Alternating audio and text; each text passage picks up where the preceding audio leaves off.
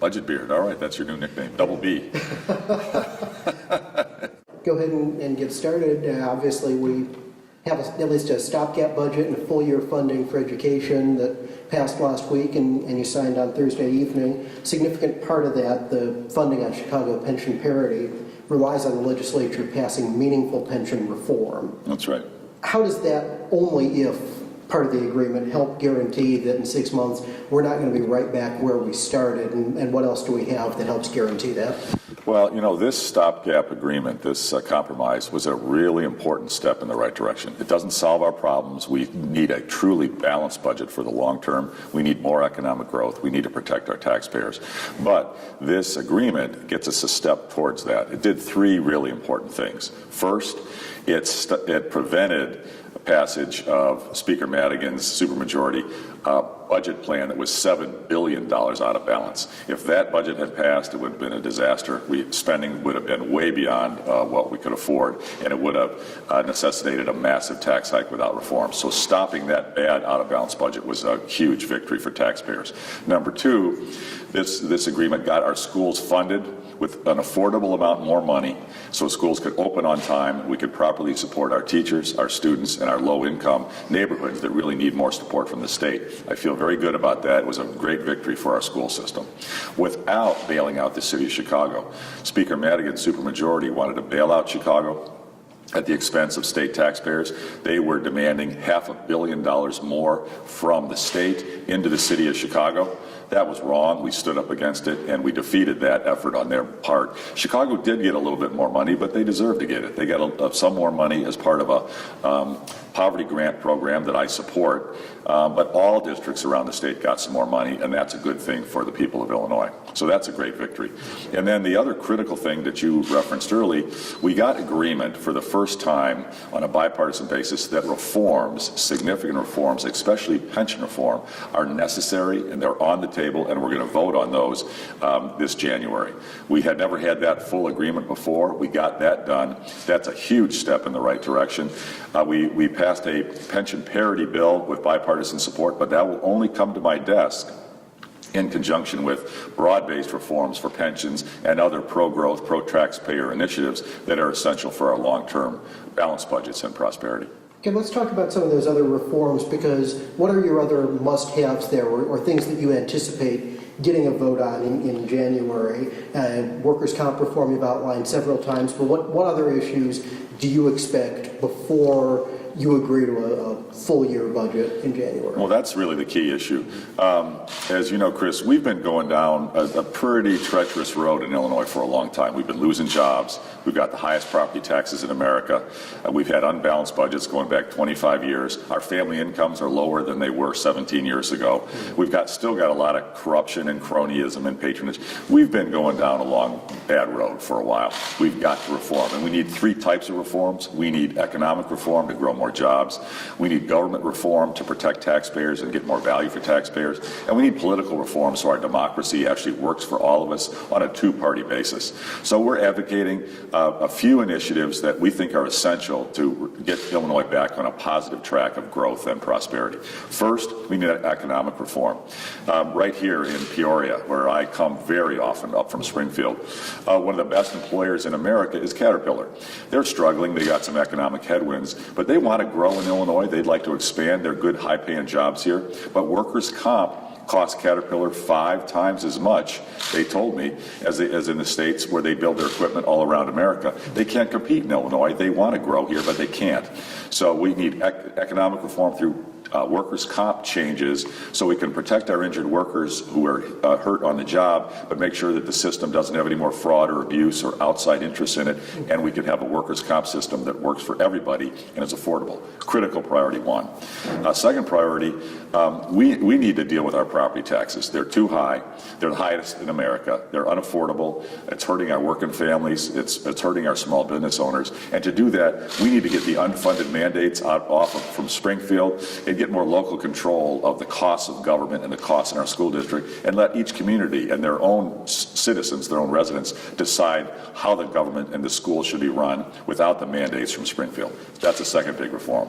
Third big reform we've got to have is pension reform. And the good news is we've got broad-based agreement that pension reform is on the table and going to get voted on in January. If we do it the way President Cullerton and I have agreed, we can save billions of dollars for Illinois taxpayers in the future while protecting existing pension holders. Don't take away any benefits that have been accrued so far, but get more affordable choices for workers going forward for future work that can save taxpayers money. And then the final issue we've got to get done is political reform. You know, our democracy really isn't working. We've been a one-party state for a long time. Speaker Madigan has had the supermajority. He's controlled the legislature for more than 30 years. And the spending has always been out of balance. The regulations have pushed employers away, and that's caused us to be in decline. And unfortunately for us, we also had two governors from his same political party who almost were competing with him as who could spend more, who could have bigger out-of-balance budgets. That was a disaster for 12 years. We've got to right that ship. To do that, we think we need to do two things. One, we need fair maps. We need redistricting reform so we can have competitive general elections. We don't have these gerrymandered districts anymore. We can have true democratic general elections. The other thing I believe we've got to have is term limits. The power of incumbency is too strong. People shouldn't be locked into office for 20, 30, 40 years, making money from special interest groups and accumulated power. They should leave office after 8 years. I'm going to do that. I will not serve longer than 8 years if people want me to serve again. I don't think anybody should stay in one office any longer than 8 years. That's plenty of time to serve and then move on to do something else. So we're going to be pushing term limits and fair maps very strong the rest of this year. Okay. One of the criticisms of this budget is that it still allows the state to continue to spend more than it's taking in. Yes. And a lot of the expectation out there is that, and you've alluded to this several times, in addition to spending reductions, in addition to political reforms that allow economic growth, there's going to have to be a tax increase. The number that's been bandied around is 4.85%, which at median Illinois household income would mean an additional $600 on the tax bill for Illinois families. Is that what we should expect, and what guards against more? Well, you know, Speaker Madigan came out last December and publicly said he thinks the income tax should go right back up to 5% as a start and maybe higher from there. I strongly disagree with him on that.